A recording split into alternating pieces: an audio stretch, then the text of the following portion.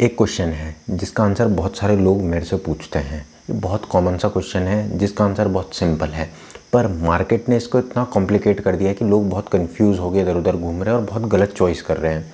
तो आपका भी कहीं ना कहीं यही क्वेश्चन आपके दिमाग में था, इसीलिए ये टॉपिक देख के, ये टाइटल देख के और ये थंबनेल देख के आप इस वीडियो पे आके रुके हो।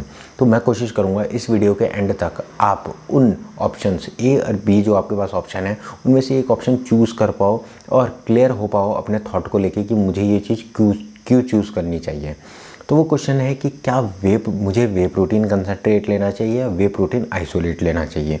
कोई इंसान बल्किंग कर रहा है तो उसके लिए बहुत सिंपल है, जो कि लोगों के दिमाग में है कि मेरे को वे प्रोटीन कंसंट्रेट लेना चाहिए। पर कन्फ्यूज़न तब आती है जब एक इंसान कटिंग फेज़ में आता है या वेट लॉस करने के फेज़ में आता है, तो वहाँ पे उसके दिमाग में कन्फ्यूज़न होती है, यार मैं वे प्रोटीन कंसंट्रेट लूँगा इससे मेरा वेट लॉस होगा, या मैं वे प्रोटीन आइसोलेट लूँगा इससे मेरा वेट लॉस ज़्यादा होगा।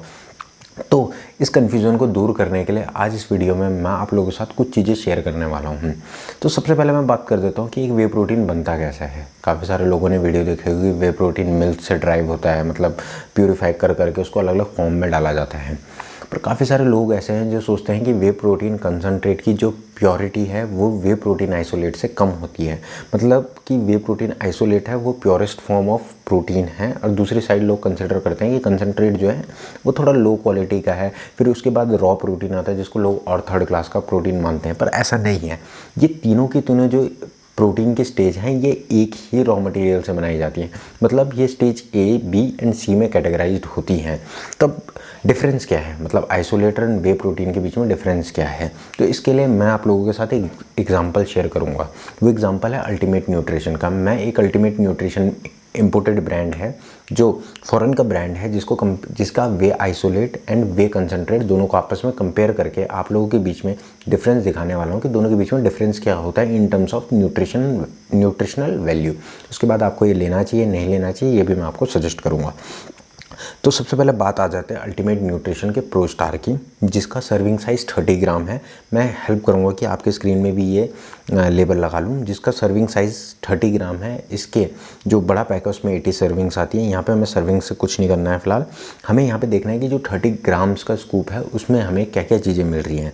इन्होंने जो क्लेम किया है टोटल फैट 1 ग्राम है, उसके बाद कोलेस्ट्रॉल 20 mg नेग्लिजिबल है, ये सोडियम में 30 mg।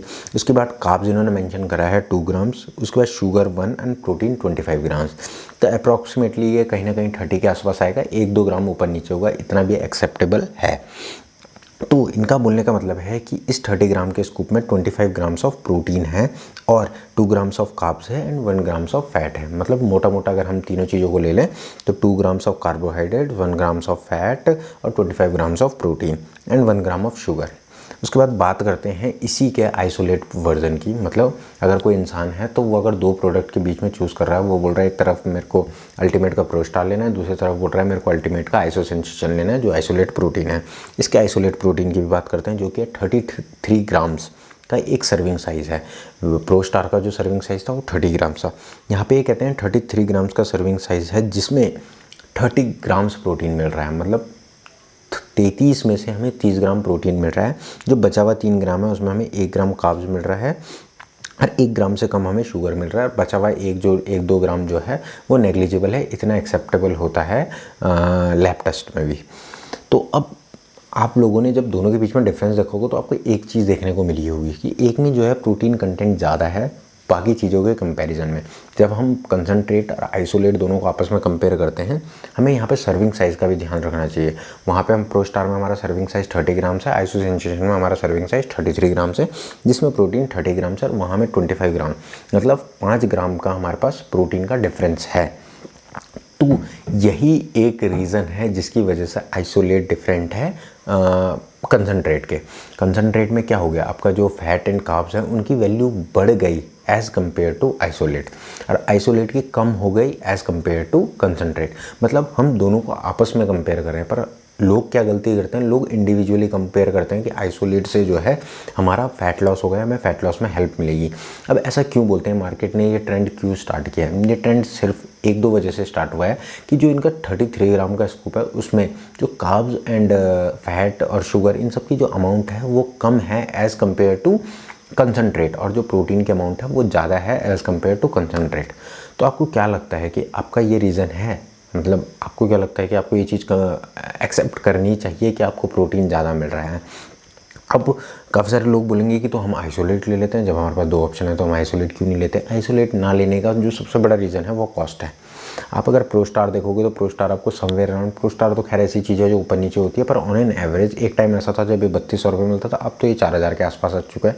और आइसोसेंसेशन कम से कम 5500 के आसपास तो पहुँचे, 6000 तो आप मान के चलो कि 6000 के आसपास आइसोसेंसेशन पहुँच ही जाता है ऑन एन एवरेज। मतलब एक आइसोलेट और कंसनट्रेट के बीच में आप सेम ब्रांड का अगर डिफ्रेंशिएट करोगे, ऑन एन एवरेज 500 से 1000 रुपये के बीच का डिफरेंस देखने को मिलेगा। 1000 रुपये तो बहुत कॉमन है जो दोनों के बीच में देखने को मिलेगा। जस्ट बिकॉज आप 1000 रुपये वहाँ पे स्पेंड कर रहे हो और आपको 1 या 2 ग्राम, किसी में 5 ग्राम या किसी में 3 ग्राम एक्स्ट्रा प्रोटीन मिल रहा है उस 1000 रुपये की वजह से। तो यहाँ पे बात आ जाती है, क्या आप 1000 रुपये देने को तैयार हो उस 3 ग्राम्स ऑफ प्रोटीन के लिए?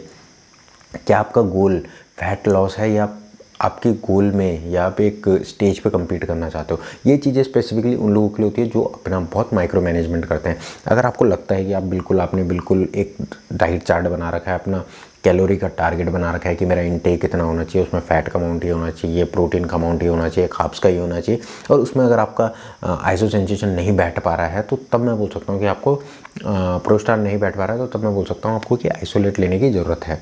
पर अगर आपको लगता है कि आप इतना माइक्रो मैनेजमेंट नहीं कर रहे हो और आप 1 ग्राम कार्ब्स की वजह से आइसोलेट में स्विच कर रहे हो, तो ये आपका बहुत गलत डिसीजन होने वाला है। इन टर्म्स ऑफ अगर आप फैट लॉस भी हो, आप लीन गेन, चाहे आपका कुछ भी है, आप सिर्फ इस वजह से एक आइसोलेट प्रोटीन को ले रहे हो कि ये मेरी फैट लॉस में हेल्प करेगा या लीन मसल गेन में हेल्प करेगा, तो आप कहीं ना कहीं गलत हो। मैं आपको रिकमेंड करूँगा कि आप कंसनट्रेट की तरह स्विच कर लो। हाँ, अगर आपको लगता है कि आपके 1000 रुपये बहुत बड़ी चीज़ नहीं है, मुझे लगता है मेरी जो ऑडियंस है जो मुझे देख रही है उनके लिए 1000 रुपये बहुत बड़ी चीज़ होती है, तो मैं उनको डायरेक्टली कंसनट्रेट की तरफ स्विच करना चाहूँगा एज़ कम्पेयर टू आइसोलेट। तो अगर आपको लगता है आपके लिए 1000 रुपये बहुत बड़ी अमाउंट नहीं है, आपको एक ग्राम जो कार्ब्स एंड शुगर है इन सबको मेज़र करके चलना है अपनी डे टू डे लाइफ में, तो आप आइसोलेट ले सकते हो। पर जब आपको पता है कि आपके लिए 1 ग्राम कार्ब्स बहुत बड़ी चीज़ नहीं, अगर देखा जाए तो दिन में आप पता नहीं कितने ग्राम्स, आप एक रोटी में ही कितने ग्राम्स कार्ब्स खा लेते हो, मतलब आपकी बॉडी में कार्ब्स कितने चले जाते हैं, तो वहाँ पे 1 ग्राम कार्ब्स के लिए आपको 1000 रुपये सेक्रीफाइस करना और 1-2 ग्राम प्रोटीन ऊपर नीचे करने के लिए आपको 1000 रुपये सेक्रीफाइस करने की कोई ज़रूरत नहीं है। आप कंसनट्रेट की तरफ रह सकते हो, आप कंसनट्रेट बहुत इजीली कंज्यूम कर सकते हो। वो सर्विंग साइज़ में एक फ़ैट और एक कार्ब्स की जो अमाउंट है वो थोड़ा बहुत ऊपर नीचे है, वो भी 1-1 ग्राम से। ऐसा नहीं है कि उसमें 10-10 ग्राम या 20-20 ग्राम का फ़र्क है कि आप बोलो गेनर का काम कर रहा है और वो फैट बर्नर का काम कर रहा है, ऐसा कुछ भी नहीं है। ये कंपनी क्या करती है, अपने प्रोडक्ट को बेचने के लिए या प्रोडक्ट को मार्केट में लाने के लिए ये सारी चीज़ें, ये सारी स्कीम्स अपनाती है, ये सारे ट्रेंड्स भेजती है मार्केट के अंदर कि आइसोलेट लोगे तो फैट लॉस में हेल्प मिलेगा, कंसनट्रेट लोगे तो आपको गेन होगा, तो आप फैट लॉस नहीं कर सकते। पर जब हम साइंस के बेसिस पे बात करें तो आइसोलेट में कुछ ऐसा नहीं है जो आपको फैट लॉस में हेल्प करेगा। बस ये उसमें 1-2 ग्राम जो है सर्विंग साइज़ के हिसाब से कार्ब्स की और शुगर और फैट की जो अमाउंट है वो कम है, वो भी सिर्फ 1-2 ग्राम से। कई प्रोडक्ट में ये 2-3 ग्राम हो सकती है, ऊपर नीचे हो सकती है, पर इन जनरल ये 1-2 ग्राम ही रहता है और प्रोटीन में भी कुछ ज़्यादा डिफरेंस नहीं आता। तो मैंने आपको बोला था कि मैं इस वीडियो के एंड में आपको पक्का कुछ ना कुछ गाइड कर लूँगा कि आपको किस साइड जाना चाहिए। तो मेरे ख्याल से आप सब के सब कहीं ना कहीं कंसनट्रेट की तरह स्विच हो चुके होंगे। जिन लोगों के दिमाग में ये क्वेश्चन था कि मेरे को आइसोलेट ही लेना है, तो मैं उनको रिकमेंड करूँगा कि आइसोलेट ऐसा कोई जादू टोना नहीं है जो आपको फैट लॉस में हेल्प करेगा। आप कंसनट्रेट से भी बहुत अच्छा फैट लॉस कर सकते हो। आप यहाँ पे जो कार्ब्स या शुगर ले रहे हो वो आप अपनी बची हुई डाइट से कम कर सकते हो। आपको 1000 रुपये सेव करने हैं तो आपको इतना तो करना ही पड़ेगा। तो होप आपको क्लियर हो पाया होगा कि आपको कौन सा प्रोडक्ट लेना चाहिए। मुझे लगता है काफ़ी सारे लोग अब तक डिसीजन भी बना चुके होंगे कि हमें कौन सा प्रोडक्ट लेना चाहिए।